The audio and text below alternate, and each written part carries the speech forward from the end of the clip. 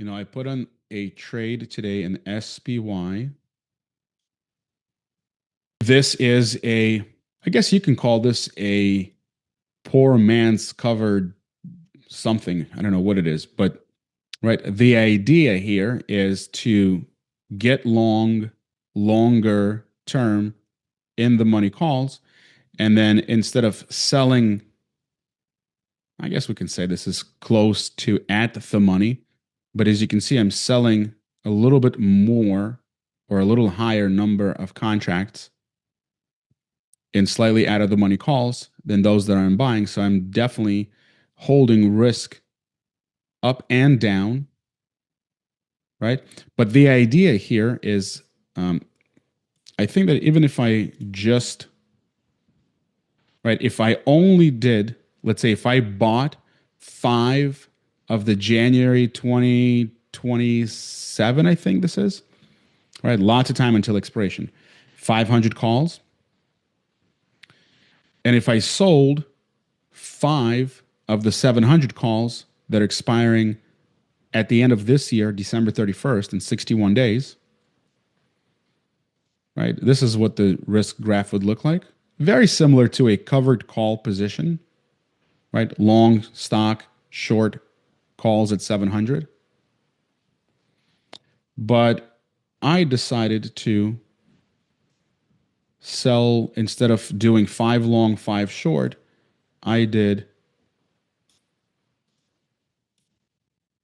5 long, 7 short, right? So I took on a little bit more upside risk, not because I don't think the market cannot go up 10% by the end of the year. It can. Is it very likely? I don't know. Right now, based on current implied volatility, the 700, where I'm short, has a 36% probability of being in the money. All right, so there's a 70, or let's call this a 65% chance that we're going to be somewhere below 700 at expiration.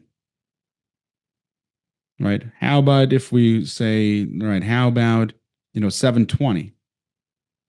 Looking at 720, these are delta 17 or 18.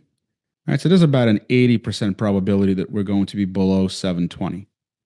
I don't mind, right? I would have probably made more if I just did 5 and 5 instead of 5 and 7, right? I don't mind if I make less as the market grinds higher.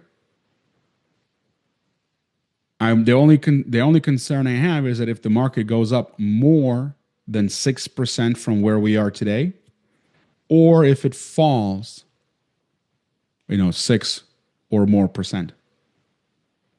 That's not going to be a fun position to hold. But even then, right, if we do fall, 4, 5, 6% by the end of the year, right, the 7 of the 700 calls are probably going to be worth next to nothing. I can hold until expiration and wait for them to die off completely, or I can buy to close these calls. I'll still have the 500 call with lots of time until expiration. And if, again, you always want to reflect back on your long-term outlook, right? I don't think the market's going to zero. I know there are many bears out there that are making all this bearish cases for the past, 20 some years why the market's going lower and that you cannot buy this high and you couldn't buy every other high that we've made so far in the last, 10 years. We couldn't buy. Right. So, but they're always bearish. They're always finding reasons of why the market's going to die.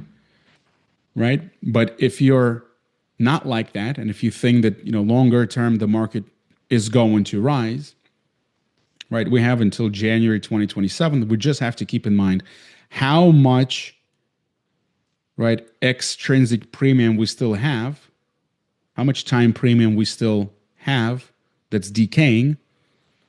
Right, because these calls are in the money, but if I paid $210 for the 500 calls,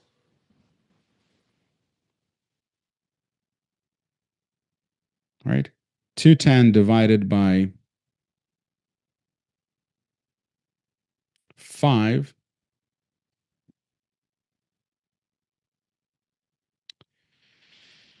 Sorry. If we take 210 and we add it to the 500, which is the call, um, strike price. So 500 plus 210, right? My cost right now, my cost is about 710 on the SPY, right? So to reduce my cost on the SPY, right, I sold 7 of the 700 calls for about $10 each. Right, so that will take my cost basis down, and you can see that if right after the December 31st, if those calls expire worthless, if the 700s expire worthless, right, my cost on the remaining 500 call is going to be somewhere around 696 or something like that. And I need to see where the stock is and how much more, right? It's not in the money, so there's extrinsic value. So we need to figure out, what do I need to continue to sell against my long leap position to reduce my cost basis, right? Because I think eventually it'll go in the money. I just want to recover any extrinsic value as soon as possible. I did not share this trade on Discord. I think we need to talk a little bit about this trade a little bit more, right? You also have to understand the risks of, you know, only buying 5 calls in the money, selling 7 calls against it. What are the risks? What happens because look, I already see what's happening with, the poor man covered call positions or income poor man covered calls. When options go in the money, people start to freak out. So I don't think this trade is for everyone. And that's right with the equal number of longs and shorts. Here, we're long one number of contracts, we're short more contracts near term, right? Once we start to move higher, you're definitely going to see losses on potentially on the 700 call here, right? But the 500 calls are going to move a little bit slower, right? So, and that freaks people out. And the only reason why it freaks people out is because they don't have a tool to, look at the position and understand, right? Where am I in this trade right now? So, for example, would I hold this until expiration? Honestly, I don't know.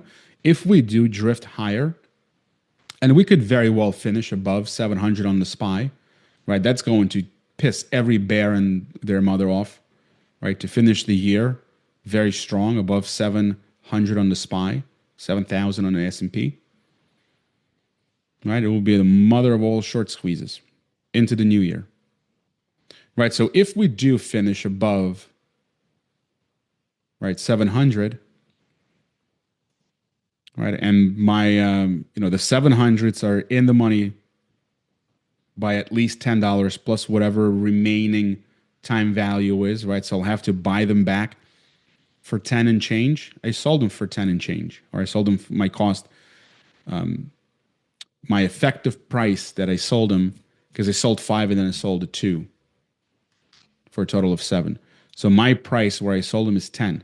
So I have until 7:10 at expiration to kind of figure out, right, what am I doing with these? Am I going to roll them, or am I just going to close the entire position down? Right, you can see that with 47 days, let's say this is, in the last week before expiration, if we're somewhere between 710 and 690, this is not a terrible position to hold, right? We could continue to hold, or we can say, you know what? What did it take to put this trade on? How much profits we have? And if you could make 7,000 on I think this trade is about a $100,000 trade. So if you can make 7,000 on a $100,000 trade, it's a 7% return on that capital that you had to put up to put this trade on. 7% over, right? We have 61 days. So 7% divided by 61 days times 365 days. Right? This trade, if it works well, right, has a rate of return of about 40% return on invested capital. This is not on margin. We're not really using the leverage because margin for this trade is only about 30,000. So it's about a third of what the total cost, or not total cost, but total dollars settled cash that was required to put this trade on. All right. Um, I think this is all I've got. I see one question. If I started early, I apologize. If I did I put down that we're going to go at 2 o'clock today? My apologies, guys. I didn't realize that it was at 2. But the good news is that this is recorded. Sorry, guys, and it is my fault. It is 100% my fault. We usually go around 1. I had a prior commitment that got canceled, so I figured that I can go on at 1, but I should have updated and let everybody know. My apologies, guys. Yeah, we started at 1, and we just went over positions that are currently open, and now we're talking about this diagonal spread. It's very similar. I'll be here on for another, maybe 10 minutes or so we can talk about this a little bit more. We can talk about this a little bit more, right? And I think one of the biggest or the best things you can do, right? The biggest benefit of having any kind of software. I know that, some guys use Excel spreadsheets to input data and then draw these risk graphs. I've seen that before. It's way above my pay grade. I couldn't do it without, relying on some kind of AI tool. But I use Option Explorer just to help me visualize. I put in the prices, strike prices, where I bought, what I sold, and this software helps me figure out and continue to see my running P&L, my current risk graph, where I am on the T plus 0 curve, slope, whatever this is, right? Because eventually this T plus 0 line is going to morph into this darker blue line. And that's what I need to see. And before I make any adjustment, like for example, right, there's another trade that I did similar to this, but smaller duration. This is only the long options are in March of next year, so they don't have as long a time.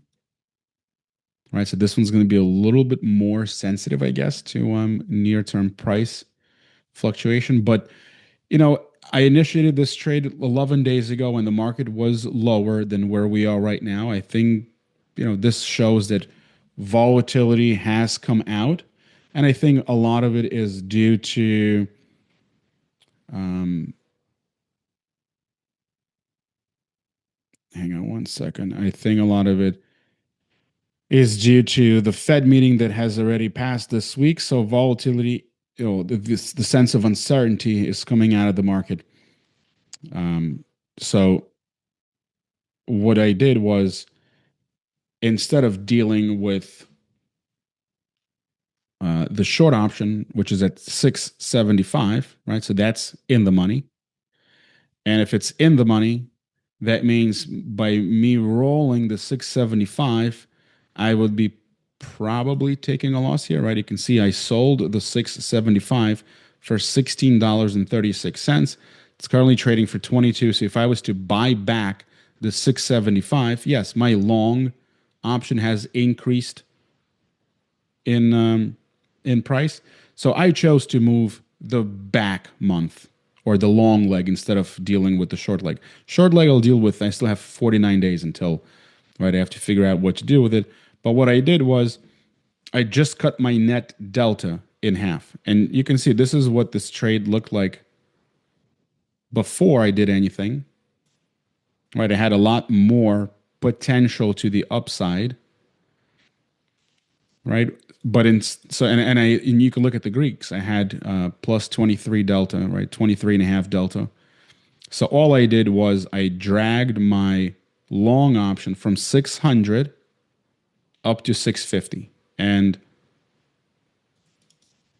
you can see before I did that, right? Before I did that, I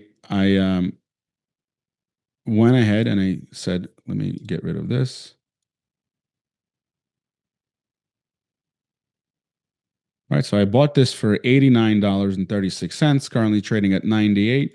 And it's not because it's up money and, you know, I just think that it's easier to pull some profit out of this trade while there is a profit. And then I'll figure out what my next move. I know I have a general idea of what I want to do or, you know, how I'm going to monitor this trade, but I just don't want to roll the front month realizing a loss there. And then if the market's going to retreat, whatever I'm holding in unrealized gains in my long leg, I'm going to get a whipsaw there. Look, it's just not my style. Is it right or wrong? I don't know, right? But for me, the right thing to do was to sell to close the 600 and buy to open the 650, right? So I just rolled from long 600 up to long 650, right? I moved my long option by 50 points. And you can look at the risk graph. This is what's happening. So before, or if I didn't do this adjustment, right, I was riding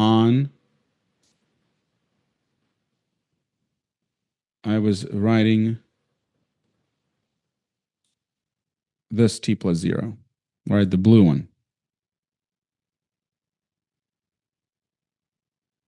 right? So if the market continues higher, I would rather be on the blue line than the green line because the green line is what my new T plus 0 line is, which means that on the way up, you can see the green line isn't going to be as profitable as the blue line, but on the way down, you can see that my new T plus 0 or the green line is not going to have as much losses if I didn't make any adjustment.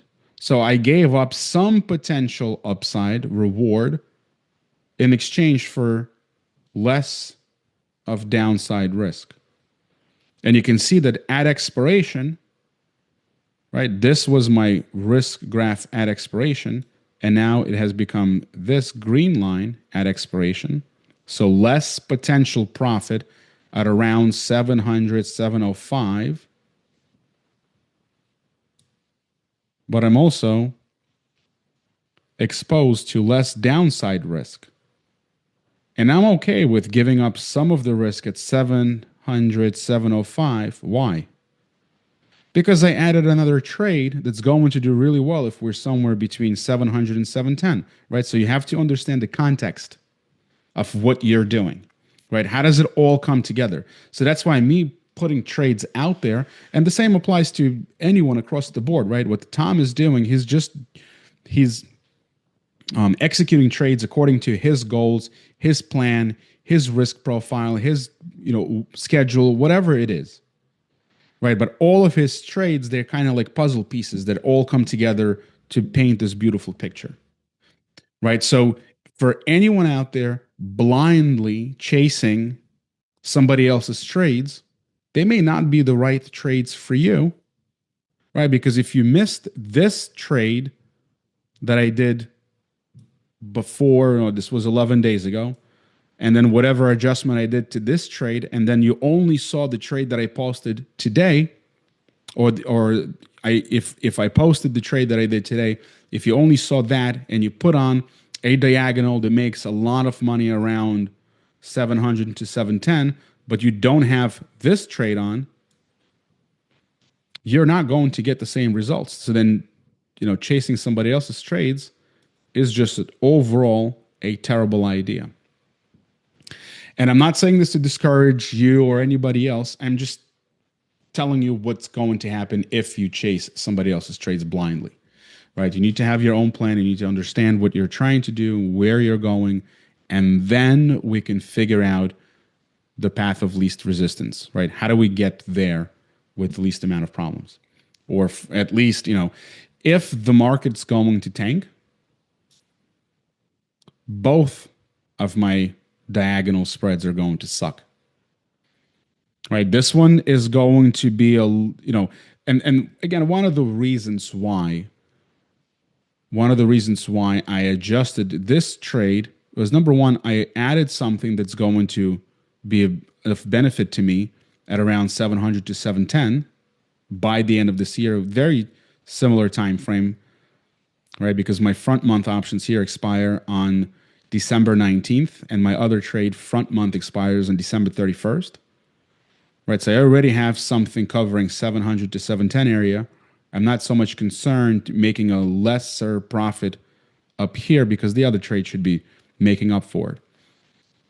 But on the downside, right, I'm more concerned about this trade because my long options have less time, which means that if something goes wrong, sure, my short option at 675 is going to be a full winner, right? I'm going to capture all of its extrinsic value, but my longs don't have as much time to recover. So I'm concerned about a shorter term longs. And that's why I decided to adjust my position, right, to reduce my downside risks here. So if we do dip near term, right, it's not going to be as painful for the March long calls, because in the other trade, my long calls are out in January 2027. So there's more time there. Right. So you kind of want to understand exactly what you got, right? There's a lot of moving parts, not just in every single one of the trades, but also, putting all trades together. All trades they're all moving parts that are part of your trading business. So you need to understand, right? Where's the near-term risk? How can you improve your overall position by moving individual pieces a little bit more, right? And having a tool that helps you visualize all of that is going to give you a little bit more clarity, if you will, right? Because it would be really hard if I just sat there and, without seeing where my trade is and, how profitable or how unprofitable my trade is going to be if the underlying goes to here or there or someplace else, right? And sure, you can use a good old spreadsheet to figure out, your mark to market value today, but to try to project it at some price level into the future, that just makes it a little too difficult for me.